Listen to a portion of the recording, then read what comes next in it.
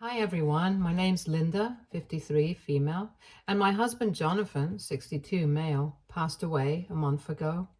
Since then, my life has been in turmoil, and it is during this strenuous time that my in-laws have decided to come back into my life. Let me give you some context. I met Jonathan about 20 years ago at a mutual friend's birthday party. Just at that moment, I knew that we had a connection. I had gotten out of a toxic relationship and wasn't looking for anything serious at that moment. But being with Jonathan made everything better, and soon we were in a relationship. When I think back to those early days, what stands out the most is how effortlessly we clicked. It felt like I had known Jonathan forever. He had this way of making me feel safe and cherished, something I hadn't experienced in my previous relationship. We spent hours talking about everything under the sun, from our favorite books to our dreams and fears. Jonathan was an amazing listener, and he had this rare ability to make me feel like I was the most important person in the world. I moved in with him soon after that. Moving in together was such a natural progression for us.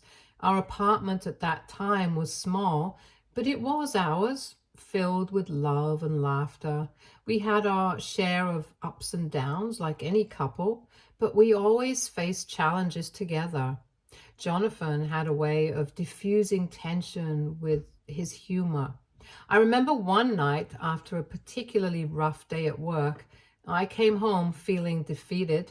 Jonathan had cooked my favorite meal and had rented a silly comedy movie. We spent the night laughing and talking, and by the end of it, I felt like myself again. And as strange as it sounds, the reason why I remember that night is that it was the one when I knew for sure that he was the one I wanted to spend the rest of my life with. About 2 years later, we got married. Our wedding was a beautiful, intimate ceremony with just close family and friends. We decided to write our own vows, and I still remember the words Jonathan said to me. He promised to always support me, to stand by me through thick and thin, and to make me laugh every day. I made similar promises, and we both kept those vows throughout our marriage. Jonathan was more than just my husband. He was my best friend and confidant. We supported each other's careers and ambitions. When I decided to go back to school to get my master's degree, Jonathan was my biggest cheerleader. He took on extra responsibilities at home and always encouraged me when I felt overwhelmed. His belief in me never wavered, even when I doubted myself. Now, let me tell you a little something about Jonathan's family. Other than his parents, Jonathan had 3 siblings in his family: Mary, Bridget, and Sawyer. I don't know their exact ages, but they were all younger than him. Jonathan's parents, Michael and Susan, passed away about 5 years ago. Susan was a wonderful woman who loved all her children and their spouses. She never once made me feel that I was an outsider to the family and treated me like one of her own. From the very first time I met Susan, she made me feel so welcomed. I remember our first meeting vividly. Jonathan had taken me to his parents' house for Thanksgiving, and I was a bundle of nerves. Meeting the family was always a big deal, and I wanted to make a good impression. As soon as we walked through the door, Susan greeted me with a warm hug and the kindest smile. She immediately started asking about me, genuinely interested in getting to know me. It didn't take long before I felt completely at ease in her presence. A special memory I have with Susan is the Christmas after Jonathan and I moved in together. Susan insisted that we come over for Christmas Eve dinner. I was feeling overwhelmed by how much effort she put into making the evening special. The house was beautifully decorated, and she had even gotten a stocking with my name on it to hang by the fireplace. She didn't miss a detail. During dinner, she made a toast and specifically welcomed me to the family. Her words were so heartfelt, and it meant the world to me. I could see how much Jonathan adored his mother, and it was easy to understand why. There was also a time when Jonathan and I were going through a rough patch. We had a big argument, and I was feeling really down. Without even knowing the details, Susan called me up and invited me over for tea. We sat in her cozy living room and she listened as I poured my heart out. She didn't take sides or offer unsolicited advice. She just listened and comforted me, reassuring me that everything would be all right. Her kindness and understanding were exactly what I needed at that moment. It was like having a second mom who always knew how to make things better. When Susan felt ill, it was a tough time for everyone. Despite her own struggles, she continued to be the glue that held the family together. I remember sitting by her bedside and she still found ways to comfort me even though she was the one who needed comforting. She told me how happy she was that Jonathan and I found each other and that she considered me her daughter. Those words have stayed with me and continue to bring me comfort. However, the same cannot be said for Michael. Michael had a certain form of entitlement and he thought that all of his children, especially Jonathan being the eldest, should bow down to him for all that he had done for them as a father. I don't need to explain anything about Michael's character except to tell you that he was the typical emotionally unavailable and affection withholding father stereotype. One of the first times I witnessed this was during Jonathan's graduation. It was such a big day for him and he had worked so hard to earn his doctorate. Susan was beaming with pride, hugging Jonathan and telling him how proud she was. Michael, on the other hand, stood at a distance with his arms crossed.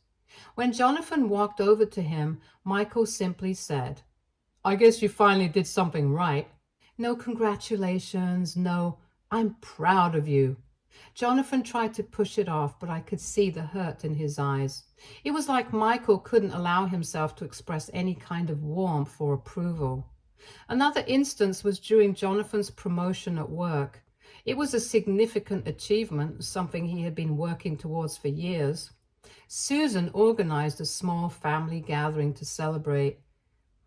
Jonathan was excited to share the news with his family. When he told Michael, his father's response was, "Well, it's about time. You should have gotten that promotion years ago."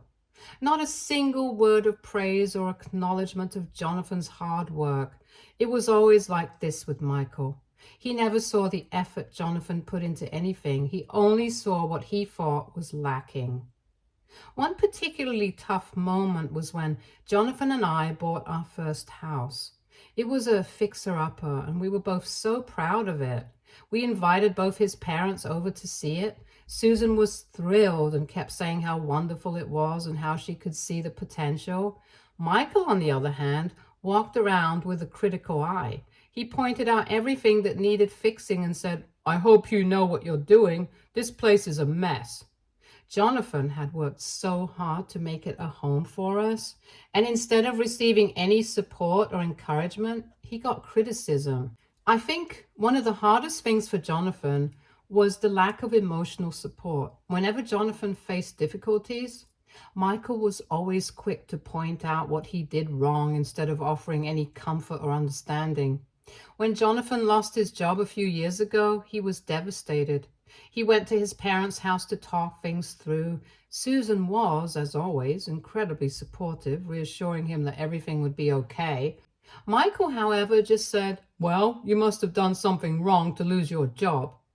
No empathy, no encouragement, just blame. Jonathan once tried to confront Michael about how he felt. He told his father that he wished he could hear him say he was proud of him just once. Michael's response was, "Pride? You get pride when you achieve something worth being proud of." That was the end of the conversation. It broke my heart to see Jonathan so vulnerable, and to see how little his father understood or cared about his feelings. Despite all this, Jonathan never stopped trying to gain his father's approval. He worked harder and achieved more and always hoped that one day Michael would recognize his efforts, but that recognition never came. It was a painful reality that Jonathan had to accept, and it left a deep scar. However, Michael's entitlement was nothing compared to his siblings. For some reason, Jonathan's siblings thought it was Jonathan's responsibility to take care of them. They would ask for money, for favors, and more. I remember one time Bridget called Jonathan in the middle of the night crying because she had gotten into a car accident. She wasn't hurt, but her car was totaled. Jonathan immediately got dressed and drove 2 hours to pick her up. Not only did he get her safely home, but he also paid for her car repairs. Bridget didn't even say thank you. A few days later, she called again, asking if he could help her with rent because she was short on money. Jonathan never hesitated, always willing to help, but I could see the toll it was taking on him. Sawyer was no different. He was always in some kind of financial trouble. I remember one summer, Sawyer decided to start a business and asked Jonathan for a loan. Jonathan gave him a significant amount of money, believing in his brother's dream. The business failed within a few months, and Sawyer never mentioned repaying Jonathan. Instead, he came back asking for more money to pay off debts.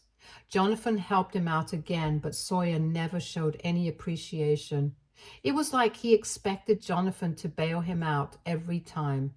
Mary, the youngest, was always borrowing money for school expenses. Jonathan paid for her textbooks, tuition, and even her dorm fees at one point. She promised to pay him back once she graduated and got a job. But when she finally did graduate and started working, she never mentioned the money again. Instead, she continued to ask for more, like when she wanted to take a trip with her friends and didn't have enough saved up. Jonathan gave her the money, even though we were saving for our own home improvements. It wasn't just money that his siblings demanded. They constantly asked for Jonathan's time and energy. One weekend, we had planned a getaway to celebrate our anniversary. Jonathan's brother called the night before saying he needed help moving into a new apartment. Jonathan canceled our plans without a second thought and spent the entire weekend helping his brother move. I was disappointed, but I understood that Jonathan felt a strong sense of duty towards his family. It was frustrating to see how his siblings treated him. They took advantage of his kindness and never seemed to appreciate all that he did for them.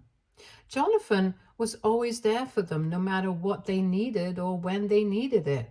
He would drop everything to help them, but they never reciprocated or even acknowledged his sacrifices. They seemed to think it was his duty as the eldest brother to take care of them without considering how it affected him or his own life. Jonathan never complained, though. He believed in family and felt it was his responsibility to support them. It was one of the things I admired most about him, even though I could see how much it weighed on him. He had such a big heart, always wanted to do the right thing, even if it meant putting his own needs last. However, things happened about 10 years ago that changed everything. This was when Susan fell ill. Jonathan and I were trying our best to help her out. We moved her into our house. We were also taking her to doctor's appointments, helping her move around the house, and even hired a nurse to take care of her when we weren't at home. Michael had already passed away at this time, so Susan was all alone. So we thought having her live with us was the best we could do. However, none of Jonathan's siblings came to help out, not even once. They wouldn't call, visit, or do anything to help out. I remember Jonathan calling Mary, Bridget, and Sawyer, asking them to come visit their mom. Each time they had excuses. Mary said she was too busy with work. Bridget claimed she couldn't take time off, and Sawyer didn't even bother to respond most of the time. It was heartbreaking to see Susan's disappointment every time they failed to show up or even call. She tried to put on a brave face, but I could see the hurt in her eyes. One weekend, when Jonathan and I had planned a small family gathering to lift Susan's spirits, none of his siblings showed up. Susan had been so excited, talking about how much she was looking forward to seeing all her children together. When it became clear that they weren't coming, she just sat quietly, staring out the window. Jonathan tried to cheer her up, but I knew it was tearing him apart inside. Despite all this, Jonathan never stopped trying. He continued to reach out to his siblings, hoping they would change their minds. He even offered to cover their travel expenses if that was an issue, but nothing worked. It was always just the three of us, me, Jonathan, and Susan. We did everything we could to make her comfortable and happy in her final days. Susan eventually passed away from her illness, hoping to see all her kids, but she wasn't able to see them. The siblings did come to the funeral, but Jonathan had had it at this point. After the funeral was over, he gathered all his siblings and told them what was what. He was angry and hurt, understandably, but the way his siblings reacted was heartbreaking. They told him that just because he took care of Susan, he had no right to talk to them that way. They left and never spoke to us again. This was 10 years ago, and I never saw them until Jonathan's funeral last month. At the funeral, seeing them again after so long brought back all those memories. They were there, standing off to the side, looking uncomfortable. It felt surreal. They offered their condolences, but it felt empty, like they were just going through the motions. They hadn't been there for Jonathan or Susan when it mattered most. However, they soon showed their true colors when Jonathan's will was read. Now, something that I didn't tell you about Jonathan was that he worked at a major pharmaceutical company. Together, we were very rich. So, when his will was read, his siblings were expecting something. To their surprise, they were left with nothing. Jonathan and I didn't have any kids, so he had left most of it to me and the rest to an animal shelter near our home, where he would often make donations. The siblings were furious and started asking me where their money was. I told them that I had no idea about this. They said that Jonathan had promised each of them money a long time ago and that I needed to give it to them now.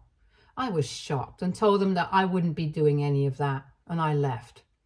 After that encounter, they started bombarding me with phone calls and messages demanding their share. They even showed up at my house one day yelling and causing a scene in the front yard. It was overwhelming and stressful. They accused me of manipulating Jonathan and turning him against them. It was unbelievable. Jonathan had made his wishes very clear in his will, and I was just following what he wanted. One of the worst moments was when Mary tried to guilt-trip me by saying Jonathan would be ashamed of how I was treating his family. She said that if I truly loved him, I would honor his promises to them. It was incredibly hurtful because I knew how much Jonathan loved his family despite everything. But I also knew that he had grown tired of their constant demands and lack of gratitude. However, just a week later, I got a letter stating that I was being sued. The siblings were taking me to court, saying they deserved money from Jonathan's estate and that I had manipulated him somehow.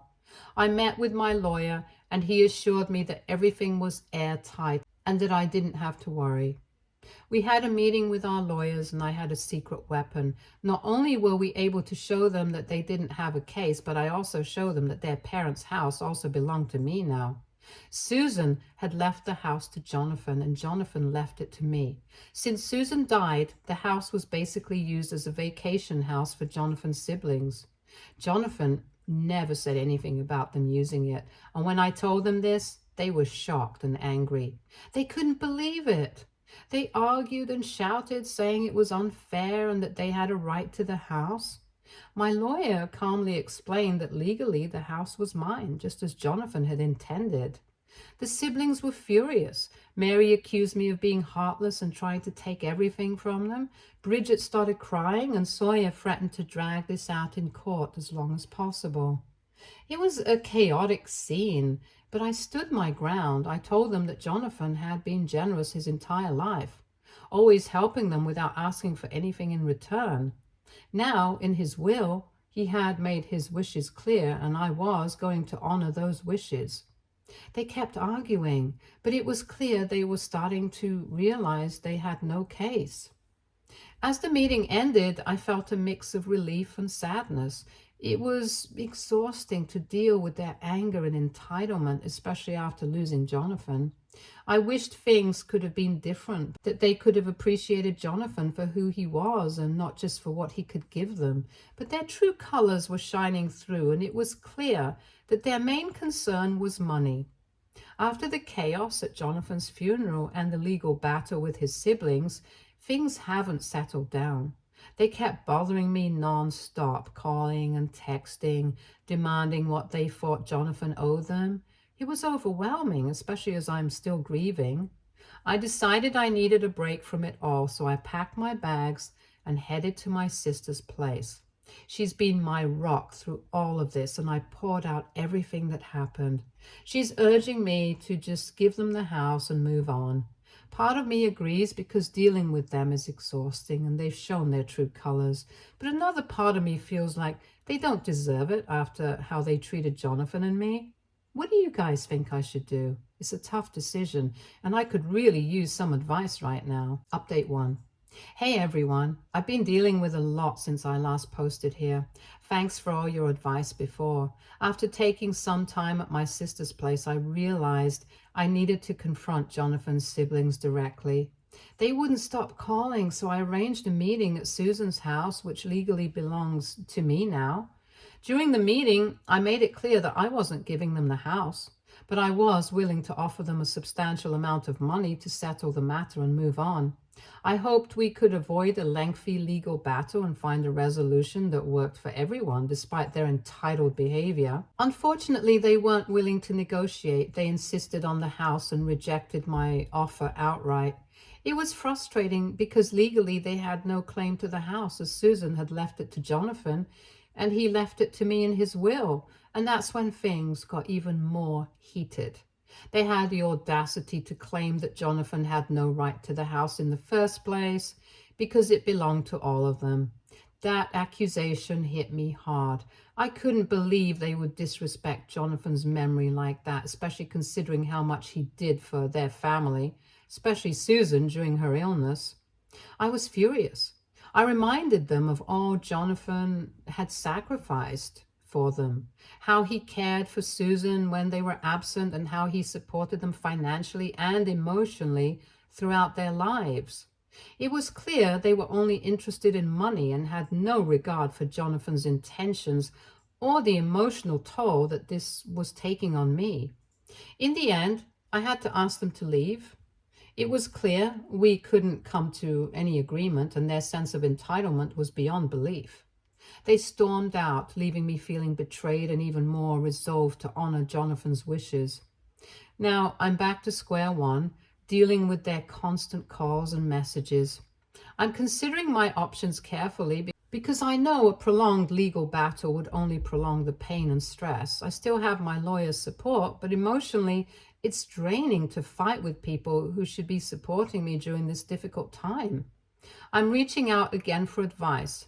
How would you handle this situation? Should I continue to stand my ground and fight for what Jonathan wanted?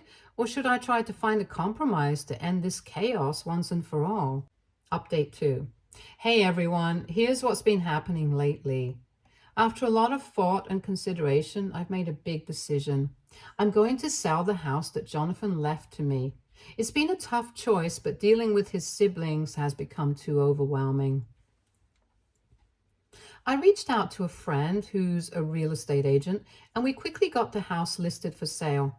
Almost immediately, Jonathan's siblings started calling my friend, insisting that she couldn't sell the house. They were relentless even after I had blocked them. My friend ended up having to block their numbers too, just to avoid their constant harassment. It's been a stressful time, but I feel like selling the house is the best option for me right now. It's not just about getting away from their demands, it's also about starting fresh and moving on from all the drama they've caused since Jonathan passed away. I'm curious to hear your thoughts on this. Selling the house feels like the right decision for my peace of mind, but part of me wonders if I'm giving in too easily. Should I stick to my guns and fight for what's rightfully mine? Or is selling the house the smartest way to end this chapter and move forward? Your advice would mean a lot to me right now. Since putting the house up for sale, I've been trying to focus on taking care of myself. The constant stress from Jonathan's siblings has taken a toll on me emotionally, and I've been leaning on my close friends and family for support. They've been incredibly understanding and have helped me stay strong during this challenging time. Despite their attempts to interfere, I've been determined to move forward with the sale. My friend, the real estate agent, has been supportive and proactive in handling inquiries about the house. We've had some interested buyers already, which gives me hope that I can soon put this chapter behind me. However, they haven't given up. They've been trying to reach out through other means, leaving messages and even showing up at my doorstep unannounced. It's been unsettling, to say the least. But I'm staying firm in my decision to sell. I know it's the right step towards reclaiming my peace of mind and moving on from this ordeal. I've also been consulting with my lawyer regularly to ensure that everything regarding the sale is handled legally and smoothly. It's important to me that there are no further complications or delays caused by Jonathan's siblings' actions. Update 3. Hey everyone, it's been quite a week since my last update and I wanted to share what's been going on. Recently, there was a disturbing incident involving Jonathan's brother, Sawyer. He attempted to break into Susan's house, unaware that I had installed a new alarm system. Thankfully, the alarm went off and the police responded quickly. I rushed to the house as well, and when the police arrived, they asked me if I wanted to press charges against Sawyer. Given the seriousness of the situation, I decided to take a firm stance. I told the police that I wanted Sawyer to be let off with a warning this time, but with a clear message. If he ever attempted something like this again, there would be legal consequences. The next morning, I reached out to Sawyer directly. I expressed my deep disappointment and informed him that his actions had crossed a line. Up until now, I had refrained from taking legal action out of respect for Susan and Jonathan's memory. However, his attempt to break into the house was a step too far. I made it clear to him that I expected him to relay his message to Mary and Bridget as well. This incident has been incredibly stressful for me. Dealing with Jonathan's siblings has been challenging, to say the least. Their persistent attempts to assert their claim on the house and their aggressive behavior have taken a toll on my well-being. Despite all this, I'm trying to stay focused on moving forward. Selling the house remains my priority, as it still feels like the best way to distance myself from their ongoing demands and preserve my own peace of mind. Update 4. Hey everyone, it's been a couple of months since my last update and I wanted to share what's been going on. I finally managed to sell Susan's house. It took some time, but I found a buyer and closed the deal.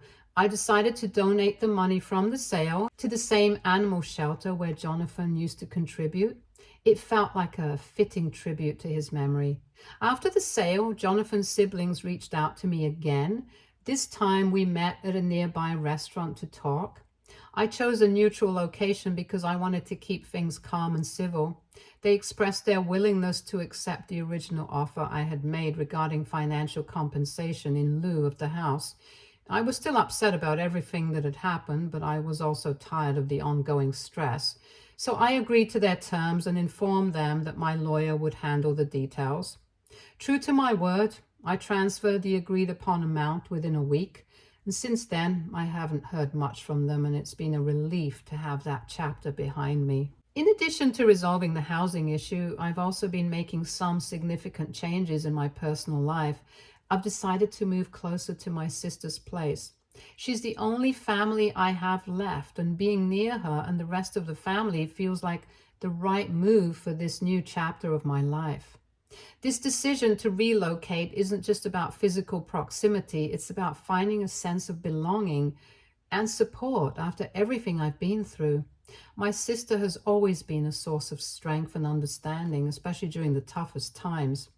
Being closer to her means that I can lean on her for emotional support and share in the joys and challenges of family life.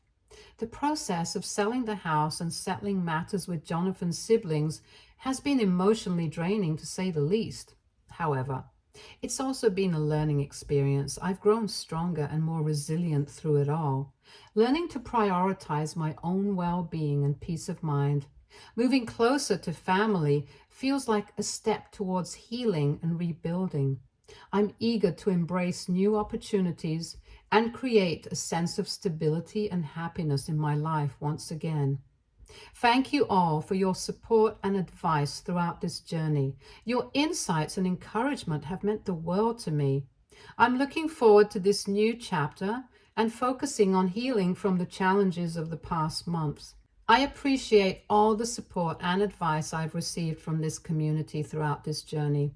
If anyone has gone through similar experiences or has any insights to share about starting fresh in a new location, I'd love to hear from you.